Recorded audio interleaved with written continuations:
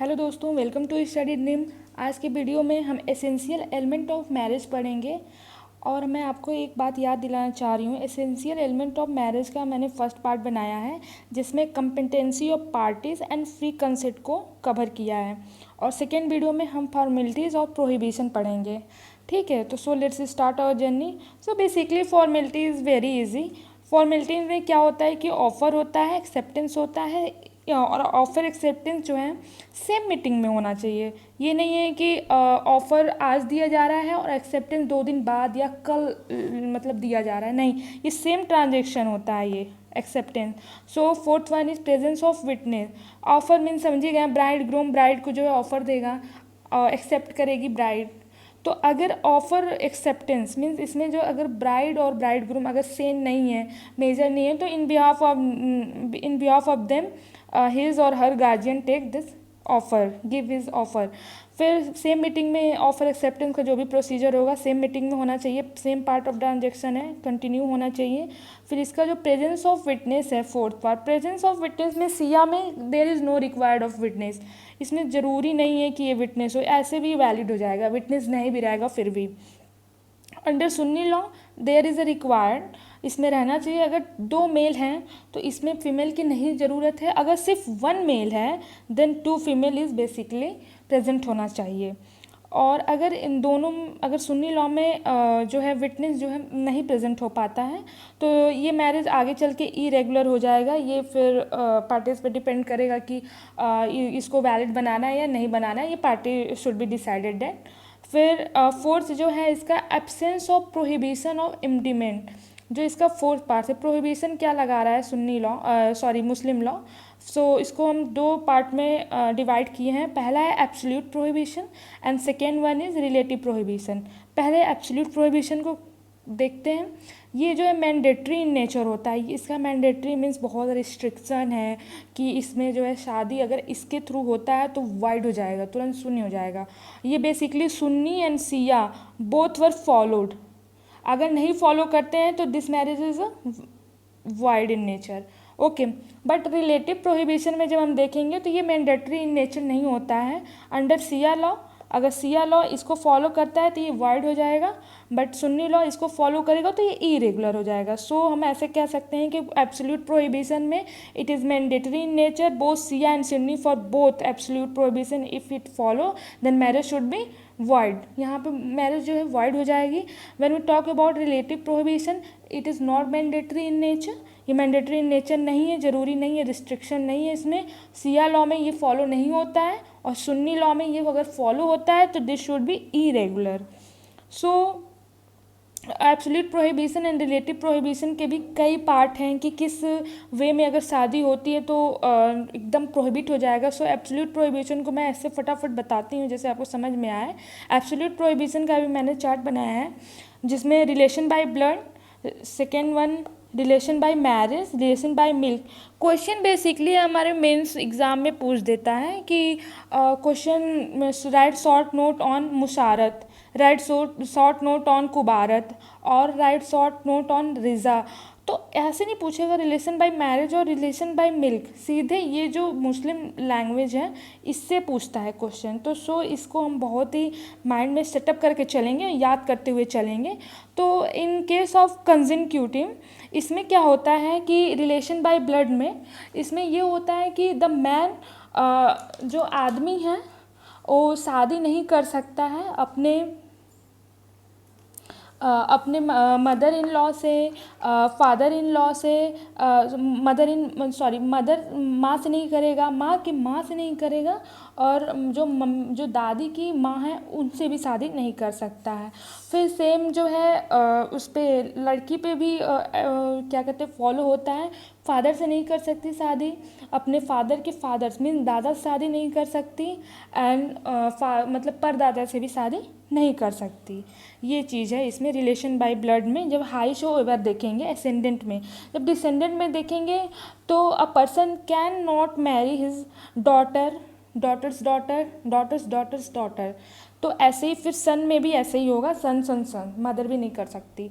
फिर when we talk about affinity relation by marriage, इसमें क्या होता है कि wife can not marry of his father in law, मतलब कि जो वाइफ है, इसमें जो वाइफ है रिलेशन बाय मैरिज में, इसमें पत्नी जो है किसी की भी, ए की बी की जो भी है, वो अपने ससुर से शादी नहीं कर सकती है। और ऐसे ही सेम हस्बैंड पे भी फॉलो होता है कि जो एक हस्बैंड है वो अपने सासू माँ से शादी नहीं कर सकता, ये एफिनिटी है। एंड इसका जो फॉस्टरेज है, इसका जो फॉस्टरेज ये बताता है कि अगर माँ के अलावा, अगर खुद के माँ के अलावा अगर कोई भी बच्चा 2 साल से जो छोटा हो, इसमें जो दिया है एज रिक्वायर्ड 2 ईयर का बच्चा अगर अपने माँ के अलावा किसी और का जो है मिल्क पीता है, मिल्क सक करता है, तो वो उससे शादी नहीं कर सकता है। और उस जो उसको दूध पिलाता है, जो भी वुमेन है उसको दूध पिलाती है, उसके भी जो रिलेशन है कंजंक्यूटी एफिनिटी, जो relation by blood, relation by marriage है, उससे भी ये बच्चा शादी नहीं करेगा। जो मान लीजिए ए है, उससे भी इससे भी जो एफिनिटी है, relation by marriage, relation by blood, तो ये बच्चा इसको फॉलो करेगा और ये भी शादी इससे नहीं करेगा। सो अब बेसिकली आपको समझ में आ गया होगा रिलेशन बाय ब्लड में, रिलेशन बाय मैरिज में एंड रिलेशन बाय फॉस्टरेज में, जिसको रिजा कहते हैं। जब हम बात करते हैं रिलेटिव प्रोहिबिशन में, जो रिलेटिव प्रोहिबिशन ये दिया है, इसको भी कई पार्ट में डिवाइड किया गया है। रिलेटिव प्रोहिबिशन जो है it is not mandatory in nature basically, और इसमें जो है लेकिन एब्सोल्यूट में बेसिकली वो मैंडेटरी इन नेचर होता है। रिलेटिव प्रोहिबिशन में जो पहला इसका है अनलॉफुल कंजक्शन। अनलॉफुल कंजक्शन में ये है कि a Muslim can not have 2 wife at the same time. It means ये, इसमें ये होता है कि जो पर्सन है, जो हस्बैंड है, अपने वाइफ से शादी तो करता है, ठीक है, लेकिन वो उसके पास जब अगर उसकी जो वाइफ है W1, इसकी 2 या 1 जो सिस्टर है, सो जो मुस्लिम हस्बैंड है वो इससे शादी करता है, तो W1 जो है इसकी 2 सिस्टर हैं, यहाँ पे 2 सिस्टर हैं, तो ये इससे क्या हुआ, बाय ब्लड का रिलेशन हुआ, ठीक है, कंजंक्यूटी। तो यहाँ पे हस्बैंड जो है अपने वाइफ के सिस्टर से शादी नहीं कर सकता, यहाँ पे इसको प्रोहिबिट किया गया है, एकदम टोटली प्रोहिबिट किया गया है। सेकेंड में है marriage with fifth marriage. Fifth marriage में क्या होता है कि under Sunni law it should be void, but under Shia law ये इरेगुलर है। तो ऐसे अगर हम बात करें तो सुन्नी लॉ काफ़ी ब्रॉड है अकॉर्डिंग टू शिया, ऐसे कह सकते हैं बेसिकली। तो शिया में हमने बताया कि इरेगुलर हो जाएगा और सुन्नी में वाइड हो जाएगा। फिर marriage with a non Muslim. Marriage with a non Muslim मैं स्टार्टिंग में जब मैरिज पढ़ाई हूँ जिस वीडियो में, प्लीज़ उसे देखिएगा। तो उसमें नॉन मुस्लिम में क्या होता है कि अंडर शिया ये तो पूरा ही इसको वाइड करता है नॉन मुस्लिम से। एंड जब सुन्नी की बात करते हैं, सुन्नी में फ़ीमेल को कोई राइट नहीं है शादी करने का नॉन मुस्लिम से। अगर शादी करती है नॉन मुस्लिम से तो वो मैरिज क्या हो जाएगा, वाइड हो जाएगा। बस मेल को राइट है सुन्नी मुस्लिम में, वो भी सुन्नी मुस्लिम में बस मेल को क्या राइट है कि वो किताबिया, इफ़ ही मैरी विथ किताबिया, तो किताबिया मीन्स बेसिकली ज्यू या क्रिश्चियन, तो वो मैरिज जो है वैलिड हो जाएगा। इफ़ ही मैरी नॉन किताबिया में बेसिकली हिंदू आ जाएंगे, जिसका जो सेक्रेमेंट है, जो फायर, जो पूजा करते हैं, तो उसमें क्या है वो मैरिज वाइड ना होके इरेगुलर हो जाएगा। आगे पार्टी की सहमति से वो मैरिज जो है इरेगुलर फिर वैलिड हो जाएगा।